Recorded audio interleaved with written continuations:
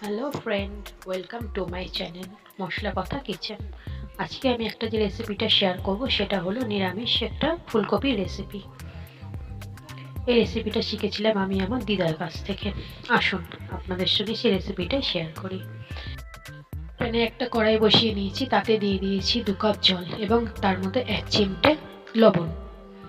এবার ফুলকপিগুলোকে কেটে নিয়েছি, ডাঁটিগুলোকে একটুখানি ফালি ফালি করে কেটে নিতে হবে, তাতে ভালো সেদ্ধ হবে রান্নার সময়। এবার ফুলকপিগুলোকে আমি গরম জলে মিনিট 5 মতন জাস্ট হালকা একটু ভাপিয়ে নেব। বেশি ভাপালে ফুলকপিটা গলে যাবে, তাই জাস্ট অল্প একটু ভাপিয়ে নেওয়া হবে। এবার কড়াইটাকে গরম করে নিয়ে তাতে দিয়ে দিচ্ছি 2 চামচ রান্নার তেল। এবার অল্প ভাপিয়ে রাখা ফুলকপিগুলোকে এর মধ্যে দিয়ে দিচ্ছি, দিয়ে এটাকে নাড়িয়ে চালিয়ে মিনিট 5 মতন লাল লাল করে ভেজে নেব। লাল লাল করে ভাজলে জিনিসটা দেখতে খেতেও ভালো লাগবে। হয়ে গেছে আমার ফুলকপিগুলোকে ভাজা। এবার এগুলোকে আমি তুলে নিচ্ছি। তোলা হয়ে গেল, ওই একই তেলে দিয়ে দিচ্ছি এইভাবে চৌকো করে কেটে রাখা আলু। এই আলুগুলোকেও আমি লাল লাল করে ভেজে নেব। হয়ে গেছে, আলুগুলোকে তুলে নিলাম।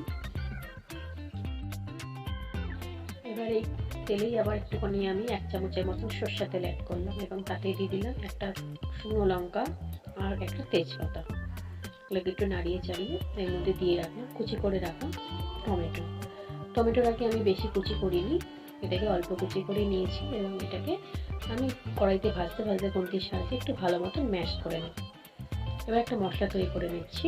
দিয়ে দিয়েছি 2 চামচ সর্ষে আর পোস্ত বাটা। এবার এটাকে একটু জল দিয়ে গুলিয়ে নিলাম। ভালো করে গুলে নিয়ে আমি এর মধ্যে দিয়ে দিচ্ছি 2 চামচ জিরার গুঁড়ো, 2 চামচ ধনের গুঁড়ো, সামান্য লঙ্কার গুঁড়ো, ঝালটা নিজের স্বাদ মতন দিয়ে নেবে। আর এতে দিয়ে দিলাম সামান্য পরিমাণ হলুদ। এবার এই পেস্টটাকে মশলার পেস্টটাকে আমি টমেটোর মধ্যে ঢেলে দিচ্ছি। এবার এই মশলাটাকে কড়াইতে ভালো মতন আমি রান্না করে নেব যতক্ষণ না মশলাটা থেকে তেল ছাড়ছে। মশলাটা থেকে তেল ছাড়তে শুরু করলে আমি এর মধ্যে দিয়ে দিচ্ছি ভেজে রাখা আলুগুলো দিয়ে, যেহেতু আলুগুলো সেদ্ধ হতে একটু টাইম নেবে তার জন্য আমি আলুগুলোকে আগে দিলাম। আলুগুলোকে দিয়ে আমি একটু নাড়িয়ে চাড়িয়ে ভালো করে মশলাটা আলুর গায়ে মাখিয়ে নিয়ে এতে দিয়ে দিলাম সামান্য মশলা ধোয়া জল। মিনিট 5 থেকে আলুটা রান্না করার পরে এবার আমি এটাকে একটু নাড়িয়ে নিচ্ছি।